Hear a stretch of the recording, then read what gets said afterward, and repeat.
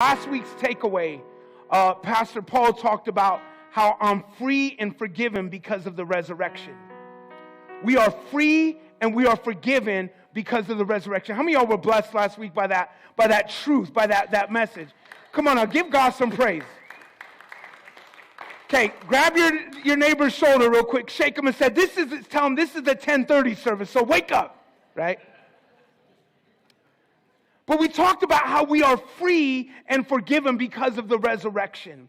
And today we want to build on that foundation and look at another aspect of what the resurrection means in our lives. We used that word last week, I am free. What does that mean? What does it mean to be free? When we talk about freedom in general, there's a lot of thoughts or perspectives that one can have when it comes to Christian freedom. But there are two major camps or schools of thought, if you will, when it comes to freedom. The first one is we talk about freedom in regards to what we've been free from.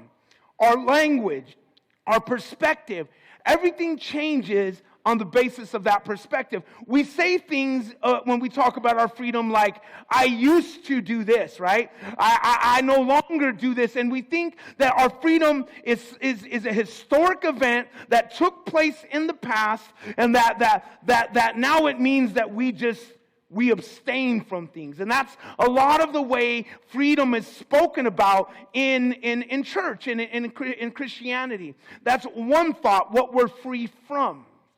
But another thought is not only what we are free from or what we're delivered from, but it's what we're free to do, what we're delivered to do. So in actuality, if freedom is about the past, then what bearing does it have on the present? So I propose to you today that we're not only free from things, but our freedom is ultimately about what we're able to do today and moving forward. That God not only delivered us from bad habits and hang-ups and things like that, but what He actually did is position us so that us regular, ordinary people with warts, wrinkles, and all, that we can walk in God's great purpose for us today. And that great purpose can impact our family, our friends, our church, and our community. See, that's what freedom is about. It's about what we were able to do. I mean, think about it. Because of the resurrection, we know that what the cross was all about. We know what Easter's all about. And we understand the meaning of Good Friday, right? Everybody say, go like it's Good Friday. And I'm going to talk about that in a minute. Because Good Friday is what we call that Friday. I want to just plant something in your mind. The people that were there and alive, the disciples and Jesus and those folks, it was nothing good about that Friday. That was bad Friday for them. I bet you if you ask them, they would say it's bad Friday. But at the cross, the great truth that we get to experience, that God has spoken to us in His Word, is that at the cross, Jesus died in our place for our sins. How many of y'all are grateful for that? He died for our sins. Pastor Paul talked about he entered into our shame, and He came and took the weight of evil itself so that its power could be broken. See, the resurrection truth is about breaking strongholds and about releasing us to our greatest purpose. And because Jesus didn't stay in the grave, how many of y'all glad Jesus didn't stay in the grave? We see that the death and resurrection of Jesus Christ is God in His love freeing you and I from sin. It's His love overcoming death, and it's His love announcing that one day a new creation will come. And that's what we're going to talk about today. We're going to talk about new creation in the shadow of the reality of death. You see, it's because of the death and resurrection of Jesus that we see the love of God. That is what demonstrates to us the very love of God. See, it's one thing for me to not know anything about you and to tell you I love you, right? It's one thing for me to tell you I love you from afar. But love, when it's truly experienced, is not about me saying a word to you when I know nothing about you. But what if I knew everything about you? I want you to think for 1 minute. What is the worst thing you've ever done? Now, whoever has the most guts, stand up and holler it out. No, just joking. But think about the worst thing that you've ever done. The worst thought that you've ever had. The things that have been done in secret. The things that have been done behind closed doors that nobody knows, but they're horrible and wretched things. I think we all got a couple of those skeletons in our closet. Amen? Amen? So I make sure I'm in the right place, man. But I want you to think about that. That worst thing that you've ever done, right?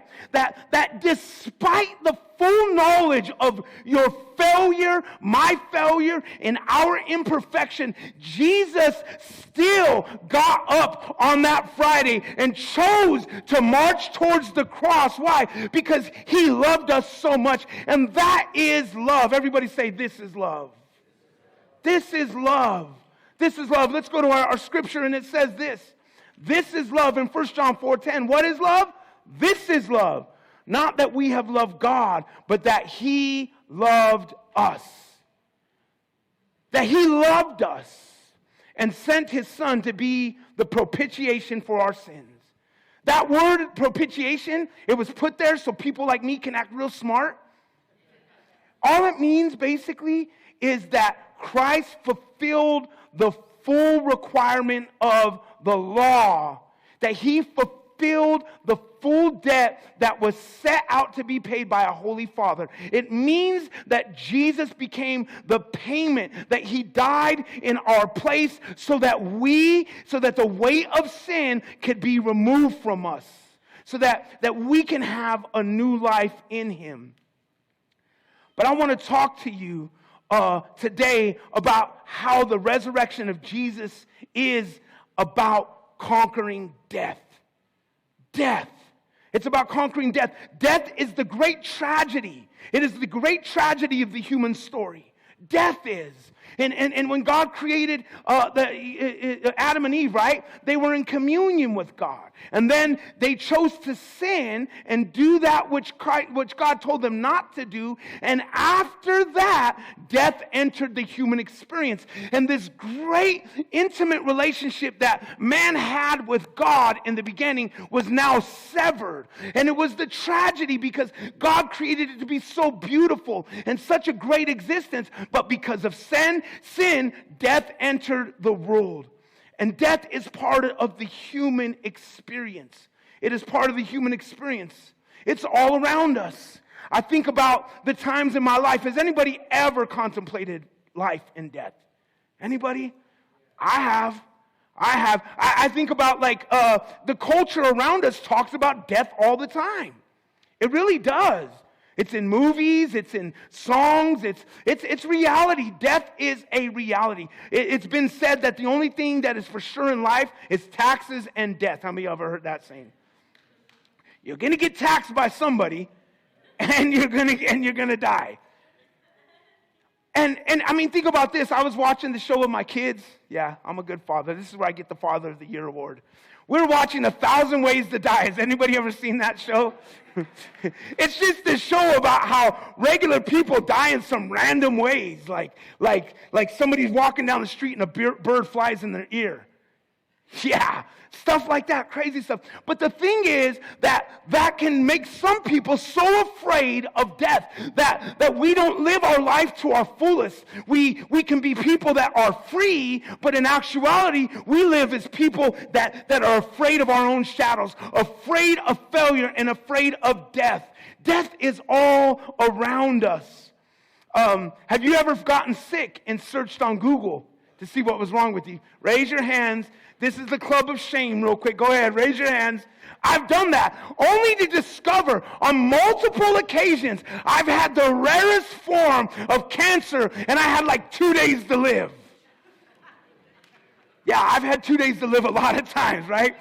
When you're sick, if you don't take anything else away today, stay off Google when you're sick, right? But we get scared. And matter of fact, not only do we try to avoid death, we try to even avoid aging. Even the symptoms of death. Listen, those crow's feet on your eyes, men and women, those little aches that you have, it's not just getting older, it's that you're dying. It's true, right? Like I had a friend, and I hope he watches this video. His name is Joe. I'm calling him out. His name is Joe. He led with me. He was one of my leaders in the church I pastored in Denver. And one day, we went shopping, and Joe's getting all his manly stuff. You know, he goes and gets some shaving cream and a razor. And I'm like, yeah, I'm rolling with the dude. I'm rolling with the man today, right? And then he goes into the women's aisle, and I'm like, oh, where are we going, dude? Your wife must have asked you to get something. And he goes and he gets the biggest jar of oil of Olay. And he puts it in his cart. And I'm like, oh, that's cool. You got that for your wife? And he's like, nah, bro, this is for me. He's like, oh, yeah, I put it on every night. And I'm like, wow, there is a whole, not quite there. Let's back up a little bit. There's a whole industry of things like that help us age less, right? But the reality is that we are all dying, and death is a reality that is all around us. Many of us, we don't even face this reality until tragedy hits somebody close to us, or we're at a funeral.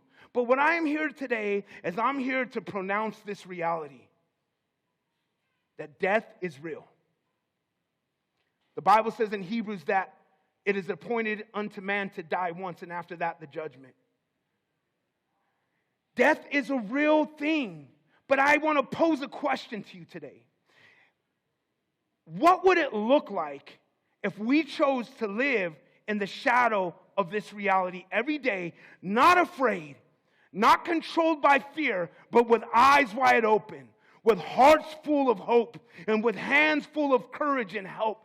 What would our world look like if we did not fear death in any way? And if we truly lived our lives like there was no failure? Every culture before, as sociologists say, have some symbols of what they call immortality symbols. For instance, there are cultures that, like in Egypt, they would make the tombs, and that was the idea of preserving one's life so that they would be immortal and live with the gods, right? And every culture has these symbols of immortality. And in America, we've made the nice house and the $100, all the money, the hedge funds as the symbol of immortality. And we think that, and those can be good things to leave an inheritance to your children. But I want you to know that all of these symbols of immortality, of power, having a great tomb, having a great house, that's my backyard, by the way, having a great house, and all kinds of money, all of these symbols of immortality, they all fall woefully short when it comes to eternity. They don't amount to anything. They come woefully short of immortality. Death is the great ending. It is the great finality. It is the inescapable curtain call. Listen, right now, we're about 45 minutes since we started this service. So I'm going to say something super encouraging right now, so smile. You are 45 minutes closer to your own death today.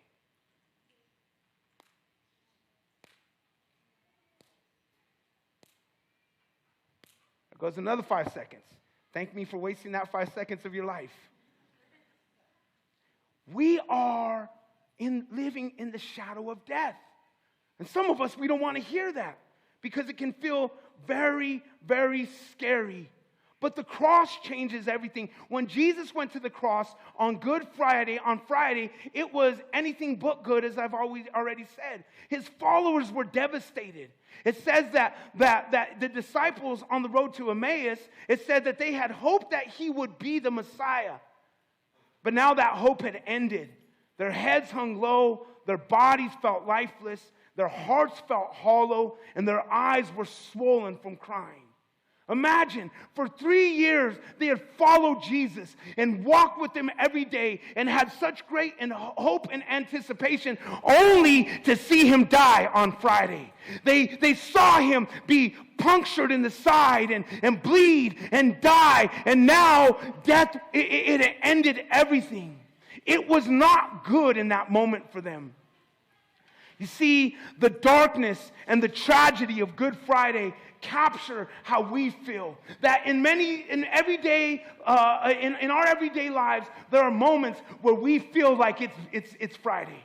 We feel like it's dark, like it's over, and we feel the pain of sin. We feel like we're separated from God. We feel the brokenness of relationships, the brokenness of things in our lives, and we can feel on an everyday basis like it's Black Friday. And I don't mean like it's time to go shopping, but like it's Black Friday and there's a cloud hanging over us. Remember like Charlie Brown and stuff, when the cloud would follow them, just that one person? Has anybody ever felt that way before? Just felt like it's over, like it's final, like it's done, and like it's dead. We feel overwhelmed by the brokenness in this world. We feel discouraged and in despair. We feel the darkness and the fear in our own hearts. Why? Because death is final. And one message it puts into us is that there is no other opportunity. And we feel that way often in life, that there's no turning back from this place. Death is the end of all possibilities. And if there is no answer for death itself, then all other answers we get in life do not matter. It does not matter. So what can lift our heads? The only thing that can lift our heads is God's purpose and his promises. The poet said in the Song of Solomon that love, that he acknowledged the strength of death when he said, love is as strong as death. I want you to know that wherever you find yourself, that whatever dead situations you find yourself in spiritually, emotionally, physically, I want you to know that the resurrection, the love of God, is stronger than the power of death in your life. It's stronger than the power of death. And on Easter morning, God understood that death was real and it was powerful. But he made a proclamation to all of eternity when he raised Jesus from the dead. What he was saying is that my love is more powerful than death and more powerful than destruction. How many of y'all believe that? His love is greater and stronger than death. In Paul's writings, he makes the point to say over and over again that God the Father raised Jesus from the dead. God raised Jesus from the dead. Why is this important? Because we lose sight. And not only do we lose sight, we don't have a reference to truly understand the fact that Jesus was all God and all man. We get it intellectually, but experientially and in reality, we can't connect with that reality. We can only have a mental ascension to that truth.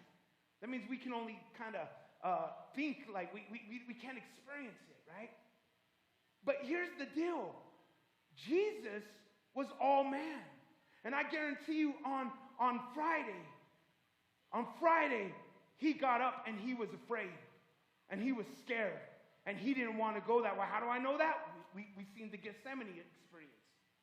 He was dealing with every human emotion. Just like if I were to tell to you today, hey, today at 3 o'clock, curtain call. Some of y'all would be like, oh, what do I do? What do I do? What would you do? And he felt that. So he wasn't a Superman. But the power of God raised him from the dead. And why I made that point is because that same power that raised Jesus from the dead, the Bible says that same power is at work within your life, is at work within your situation, is at work within your job, within your family, within your kids' lives, within your church, within everywhere you go. That same resurrection power is alive and at work within inside of your life. I wish somebody would act like they understood that was true. That was true. And the thing is, God did not abandon Jesus on the cross, nor in the tomb. Matter of fact, he was there. And as long as God is there in your life, I don't care how dark your Friday is, how cold and dark the tomb that you feel like you're in is.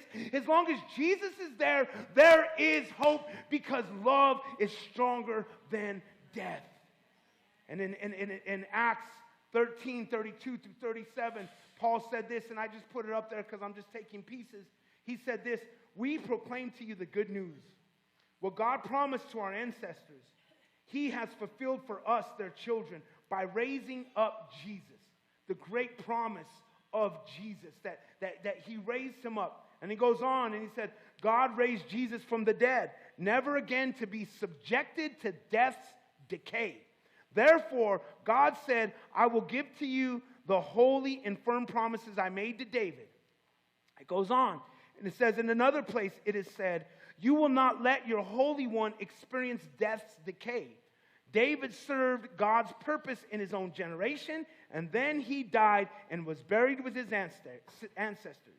David experienced the decay of death, but the one whom God raised up didn't experience the decay of death.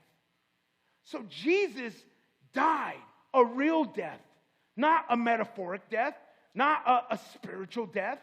Jesus really died, but he did not decay.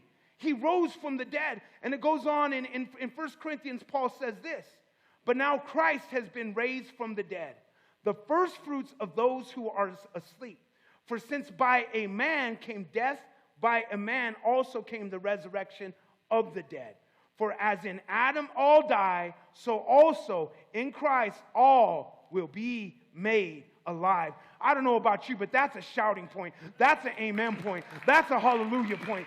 Because listen, it's telling us that even though we will experience death, that death will not hold us, here's what it's saying: death has no power. Death, the sting of death is not real. What would you do if you knew that death had no power? That should be something that comes into our everyday lives and influences the way we live. So I want to make a couple of observations from these verses. The first one is that resurrection is the defeat of death. It is the defeat of death. Let's look at verse 23. It says, but each in his own order. So he said he'll raise us all. Christ is the first fruits, that he'll raise us from the dead, each in our own order. Christ the first fruits. After that, those who are Christ at his coming. Verse 24.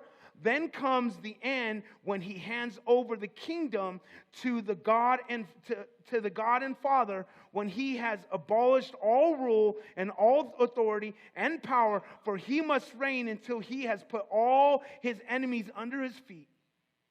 And it says this: the last enemy that will be abolished is death.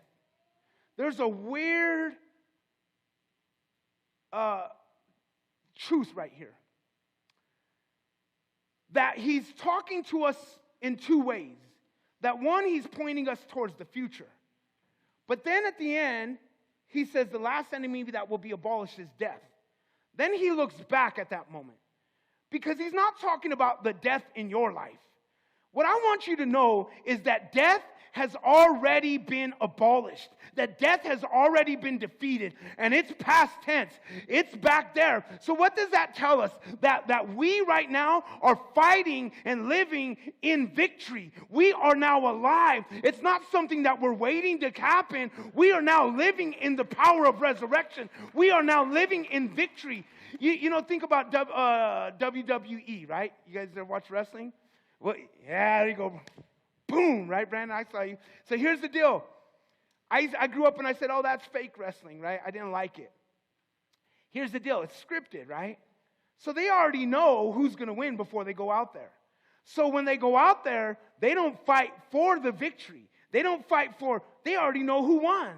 So they don't fight for the victory, but they go out there with these bold moves, with these radical jumps off of the ropes. Why? Because they're not fighting for the victory, but they're fighting from the position of victory. They know they've already won. And that's how our lives should be, that we should fight with the reality of knowing that I'm not waiting for my victory. I'm already victorious today. I can do what God called me to do. Paul calls death an enemy. And I want you to know also that it is an enemy that is trying to come in and infect your life, but it has been abolished. The power, when power is abused, the weapon that is wielded is the fear of death. The reason why people get robbed at banks and mugged, and what is it that causes somebody to give over their goods to them? You know what it is? It's the fear of death. It's the threat of death that allows somebody to exert control over you. In the same way, tyrants and dictators control countries. How? With the fear of death. Organized crime works that way. Gangs work that way. It's the fear of death that allows us to be subjugated to their control. But when we realize that we are free from the consequence of death, death has no power, it is an illusion, it is not real, then what happens in us is this great courage and purpose begins to boil up. And my question is, what would happen if you began to live in the reality that death has no power? What would happen at your homes, in your lives, in your jobs, in your workplaces, in our church? What would happen if we lived our lives as if death had no power? What would happen? I think it would radically change everything. Death has no power. This is why it's important that we understand what really happened to Jesus. He did not have a near-death experience. He did not just get resuscitated. He did not pass out on the cross and then wake up in the tomb. He died. And he was in the cold, dark tomb. He was in the cold, dark tomb, where the finality of death spoke to everybody around them that it's over. It's done. This Jesus experience is done. And he was in there, lifeless and dead. And I want you to know that God was with him in this tomb. And you might feel like in your life you are in a tomb of sorts. It might feel cold, it might feel hopeless, and it might feel like it is done. Like there's nowhere to go from you. But I want you to know that in the darkest and coldest tombs, when God is there, there is hope for transformation. When God is there, nothing is final. There ain't no fat lady that's sung yet, because God is doing something great. And when something dies in your life, it is not really dead. It's only an opportunity for us to encounter the resurrection strength of God. When your vision feels dead, your marriage feels dead, your life feels dead, I want you to know that's just an illusion. Reality isn't death, but reality is that death has no power. What would you do? What would you do? You know, I can tell you that I've been blessed in my life. I've been blessed. Let me tell you the next point. The next observation, that resurrection, we're still on the tomb. Resurrection is God's new beginning when all possibilities have ended. Again, God can bring anything back to life in our lives. But as Jesus' body lay in the tomb, God was with him. And I got to tell you, I've got to do some pretty cool things in my life. I pastored at a church, as many of y'all know, in South Denver. Dude, we were in the Westwood neighborhood. We were in the hood. That's for 17 years, me and my wife tilled that ground there. I buried caskets this big, and I buried caskets this big. Talk about like I don't know if you've ever had to stand in front of a casket this big and speak hope and speak life. And I got to tell you that I've seen God do amazing things in my life. And guess what? Every day when I get up and I look in the mirror, you don't know me, but I know that guy. I know where he falls short. I know where he's not good. I know all of these things. But the thing is, I believe in the power of love greater than I believe in the power of sin in my life. I believe in the future more than I believe in what the past says.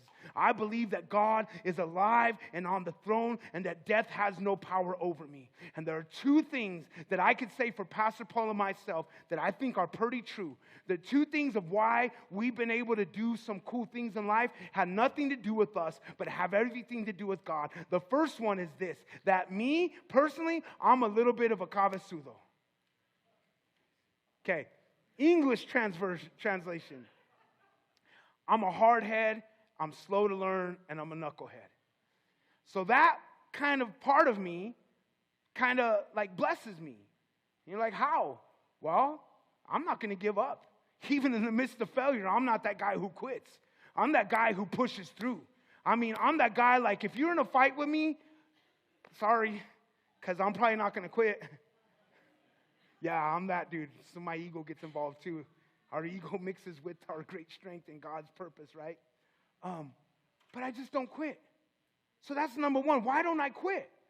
Because I refuse to let my life be dictated by the reality of what I see. Not only around me, but even in me. Now, this is a truth that some of y'all need to get. I don't even let the reality of what the enemy, every day when I get up and I come up to preach, guess what the enemy tells me? Who are you? I am the beloved of Christ. I saw what you did last summer. I'm like, yeah, but I saw what Jesus did at the cross. And I hold on to the truth. The second thing is this. Not only will I not quit, but you need to get this tenacity in your life that says I won't quit. The second thing is, I don't feel failure.